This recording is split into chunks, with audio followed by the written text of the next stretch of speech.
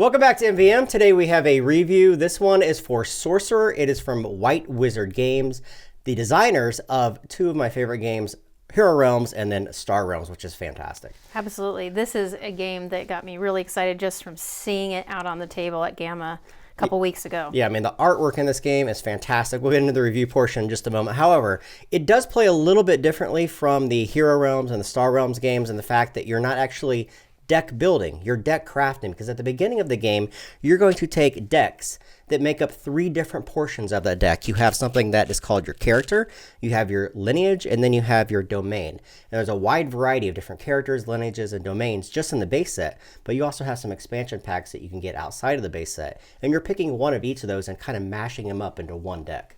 Yeah, it's interesting how it happens. So there's an optional draft where the first player is taking one from the top row, which is going to be your characters. Then the next player will choose the lineage, and then you'll go down to the domain, allowing you to kind of give a little variety there. And I mean, the combinations are a lot. Yeah, so there's a lot of different things that can happen. There's a ton of different combinations, and they all do something very different from one another. Most of that comes in the lineage. All of these have some kind of special token or some kind of special ability they provide. You have a vampire. I have something that's spider-like called the Animus, which are these anthropod tokens. You're actually using blood to power your things, which is its own little card. So they all have variable powers that you're going to be smashing together up and using. However, the point of the game is to actually control battlefields. And when you look at the game, you have three face-up battlefields that you're going to be competing over. The goal is to control two of these battlefields. So the first person to do so is going to win the game. Once you mash up all of your cards, you're going to shuffle them all up, and you're going to pull out your three cards that kind of define your different your lineages, your characters, and then your domains, because all these are very special powers that attach very specifically to your character, which is this standee that you see here. Wherever your standee is, and you're going to be able to move him from round to round, is going to affect where you can use these powers at any given time. So if I'm in this location, these powers are only going to be able to trigger here. If I have characters over here, they don't get to use these abilities. Right. So the skills are very important, and they are only one-time use during your turn, during the battle phase, and you'll tap them as you go through. Couple other things we need to talk about real quick. The dice, when you are in combat with other players, you're going to be rolling this dice according to your attack values in the game. These dice have different faces on them. You have hits, you have misses, and then you have criticals, and all those are going to factor in how you're able to do damage to the opposing side. Speaking of attacking, when you look at the anatomy of a card, every card in the upper left-hand corner has a cost. That's the amount of energy that you have to expend in order to bring that into the battlefield. Each of these battlefields can only hold at most 4 different minions. You also have different things like attachments. These attachments are going to be able to actually attach onto the side of a card and give you some kind of special ability. Some cards are going to have the omen signal in the upper left-hand, or sign in the upper left-hand side. Anytime you cast one of these on the battlefield, you're going to collect one of these omen tokens and place them in your pool. These are going to give you the option to either re-roll one of your dice or one of the other player's dice. Your cards are also going to have an attack value and essence, which is kind of like the defense, plus some kind of special ability. Some of your cards also have flight, which is really cool, and then some of them are sorceries, which are just one-time events you're going to cast and to be able to do something with. All right, so to play the game, it's super simple. Each player is going to have 6 actions every round. One player is going to be the start player that's going to have that token there. This token is going to be something you are allowed to use on your turn. It allows you to re-roll all your dice or all the opponent's dice once, and you're going to flip it over to the expended side. Everyone's going to have 6 energy. Again, that's going to be used to be able to bring things into the battlefield. And everyone's going to draw 6 cards at the start of the game. Now, you're not drawing cards every single round. You're going to have to use some of your energy in order to draw cards. So it's not a free action. All right, let's talk about what you do. You are allowed to do a variety of different things, and it's going to go back and forth starting with the first player. So if Kira's the first player, she's allowed to take an action, and there's a variety of different actions that you can take. Right. So as Jeremy mentioned, you're not going to draw cards every time you start with 6, but you're going to get rid of those really quickly. So one of the actions you can take is to draw 2 more cards. The other action after that you could take is to gain energy, because you're going to need energy in order to pay to bring those cards out, right? So as you deplete it, you're going to need more. Some of the actions, too, are to cast a spell. Again, these are sorcery cards, or actually cards from your hand. Anytime you cast anything, you expend that energy, and you simply bring it into any one of the battlefields you want. There's no restrictions other than the fact that you can only have 4 minions in a particular area. So if I brought this one over here, that's 4, and I can't put any more into that location. You can also activate any of your cards that have the action ability on it. Now there's one caveat to that. Some of the cards, as we already mentioned, have a little crossed sword in front of the word action. That means that you can only use that action is if that's where you have your guy, so to speak, and you'll be placing those at the start of the turn. And your character starts with an action on it, and that is one of those things where you can use that as an action.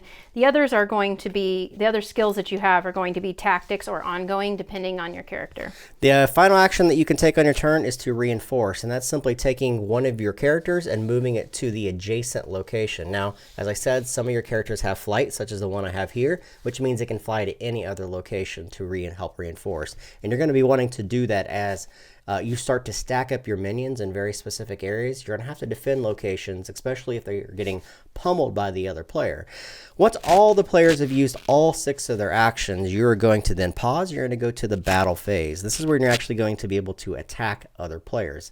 Now, as I said, you're going to have your characters in very specific positions at the beginning of the round. You're going to be able to move them every round, but again, that's going to affect your abilities to use things in those particular areas. Then you're going to simply start with the first player, which is going to be Kira in this case, and whoever the first player is, that's where the battlefield is going to occur. It's on the left-hand side of that player. So this is the first one, this is the second one, and then this is the third one, which will change if I'm the first player. But the caveat is, since she is the first player, the other player gets to attack in the first location, the first player gets attack in the middle location, and then the other player again gets attack first in that location. And attacks are back and forth. So once you start the combat, it's Kira, me, and back and forth until the combat ends. And combat is really simple to do. What you're going to be doing is simply tapping something and then doing combat.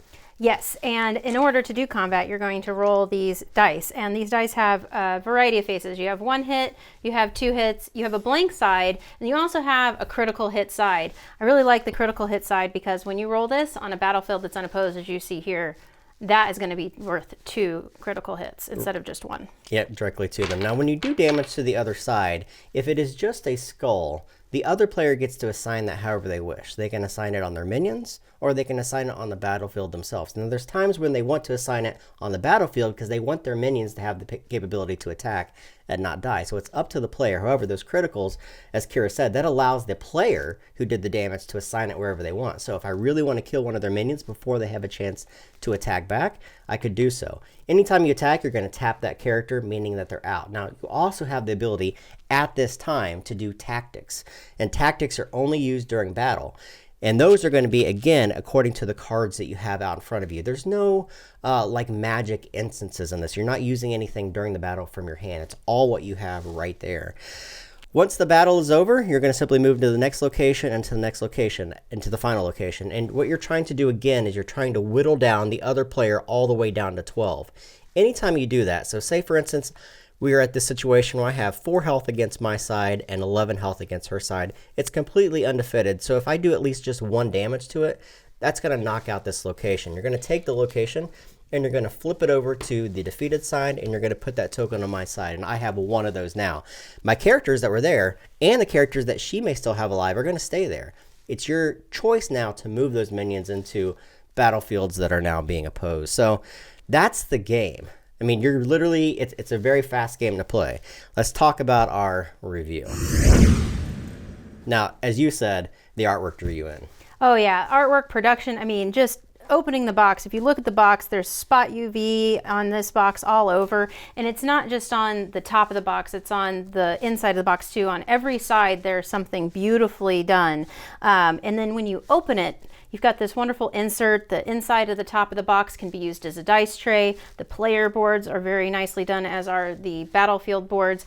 And just at the end of the day, the art is incredible. The production value is incredible, and the art is insane. Once you start going through all these different domains and characters and lineages, you start looking at these, and this art, as you said, is some of the best art I've ever seen in a board game. It's really, really good, and it can't be overstated how good this artwork. In fact, it's so good that I went out and bought all the expansion packs because that's what I want. I want to see how good this stuff is. I mean, it looks really cool. The other thing I really like is the variability in all the different factions. Each of these factions, each of these characters, each of these lineages brings something a little bit different. And each time you play it, it's not a stale experience because you start kind of like AEG smash up. You take all these different things, you smash them up, and then you compete against other players. So you could have some really cool combinations from one faction to a different faction. You never get stale when you do that. Yeah, I found myself instantly drawn to the Bloodlord because it has this extra blood pool ability where you're gaining blood, and it allows you to do tactics or actions instead, and not just limited to the actions that are available to you in your cards, but you have to gain that blood, and it's just another little piece that makes it just interesting to play. Yeah, I mean, I go back to the Anthropod stuff too, because these guys here, these Animus, they're really neat. They pull cards out of the other player's deck and put them underneath your minions, giving you these Anthropod tokens that give you permanent streaks. So not only are you getting stronger, but you're also denying them some of those cards until they kill that minion. So again, some really cool factions. I'm really excited to see what other types of factions that are in the game.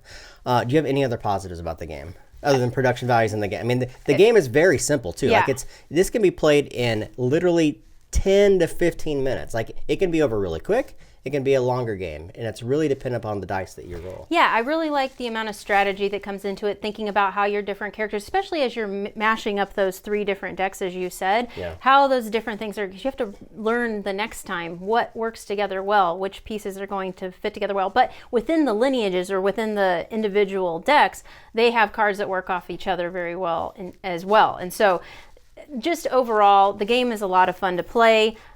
There's so much variability. Every time I play, it's a little bit different. So it's wonderful. Yeah, speaking of that too, you do have to think about where you are bringing your minions in. It's not just bringing in the most optimal thing at times. You do have to conserve your energy. You have to watch what the other people are doing, where they're trying to beat up certain locations, because you can kind of use some blockers in there to slow them down, but go hard on another location. So it is kind of a back and forth seesaw that you're trying to manage through the course of the game, which I enjoy. Well, yeah, and going back to the Bloodlord lineage, it's really interesting because I'll put out a card sometimes that's just to get, because I know it's going to get killed. It's like almost like the dummy card. I'm drawing you in because then it gives me blood, or it does something for another character.